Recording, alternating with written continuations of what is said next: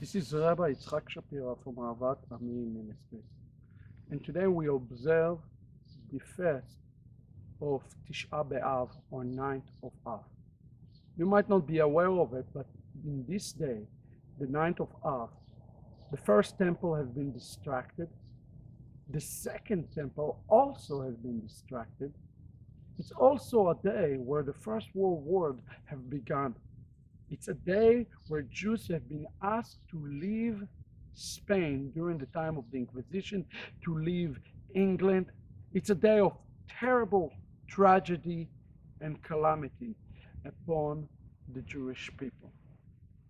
The rabbis even go further and tell us this in the Talmud, in Tractate Shabbat, the 34th chapter. They told us that it was a shedding of blood. It was a specifically shedding of blood that has brought the destruction of the temple. And this shedding of the blood and this destruction of the temple has brought upon himself God, divine spirit, God, Holy Spirit, from departing away from Yerushalayim. In another place, it tells us that it was a baseless hatred that has caused the destruction of the temple.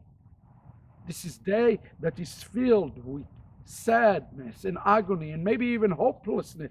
As Jeremiah the prophet tells us this in the book of Lamentation, he says, how can it be that this city, he resembled the city to a virgin. He said, how can it be that this city stand no more? And here is the answer that is given to us by the rabbis.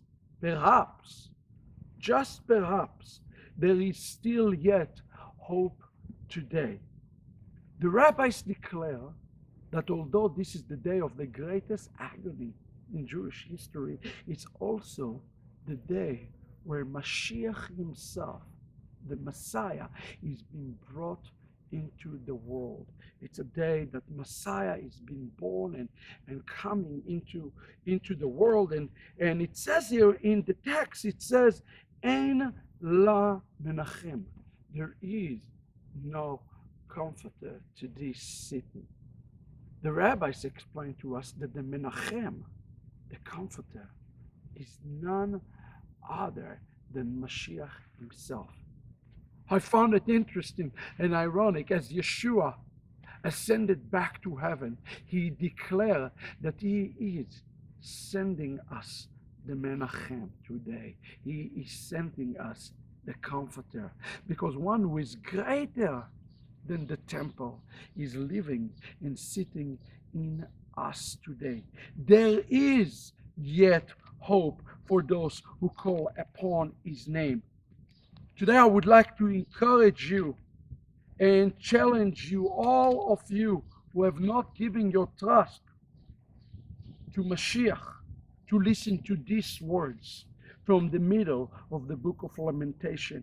In the 3rd chapter, 29 verse, it says, Ulai, maybe, just maybe, yesh tikva, there is hope. Iten lamakeu lechi, to those who striking, maybe the cheek will be given, to turn the cheek to the other side.